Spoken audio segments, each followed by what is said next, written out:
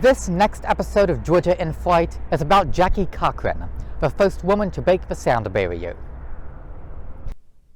Bessie Lee Pittman was born May 11, 1906 in Muskogee, Florida.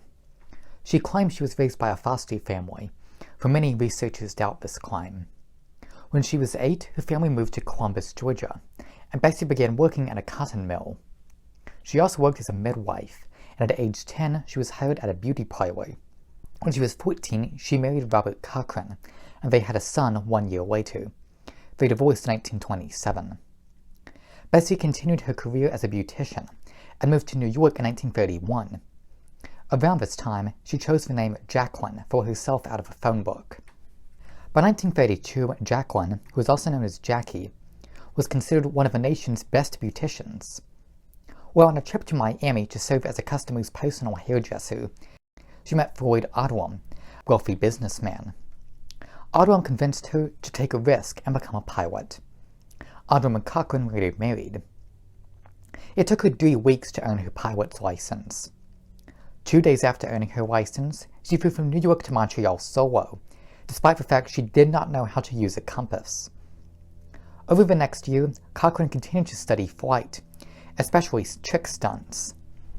In 1934, she participated in an air race from London to Australia as one of only 3 Americans.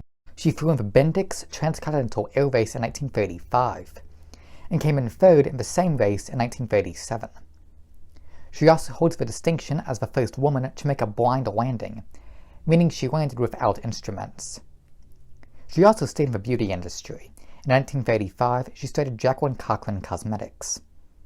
In the late 1930s, Cochran began to break several records, including becoming the first woman to win the Bendix Transcontinental Air Race. In 1939, Cochran proposed a plan to Eleanor Roosevelt, where female pilots would ferry aircraft across the Atlantic to help the British in the recently started World War II. The proposal was denied, but Britain accepted it when she proposed it to their military. She later became the first woman to fly a bomber across the Atlantic. Once the U.S. entered the war, she duplicated the plan for the United States. During World War II, she became the first female pilot to take off and land from an aircraft carrier. She was awarded the Distinguished Service Medal in 1945, becoming the first female civilian to be given the medal. She was made a lieutenant colonel in the Air Force Reserve in 1948. In 1953, Chuck Yeager, the first person to break the sound barrier, began tutoring Cochran on how to fly jet planes. In 1953, she became the first woman to break the sound barrier. In 1961, she broke an altitude record, when she flew 55,253 feet above the Earth.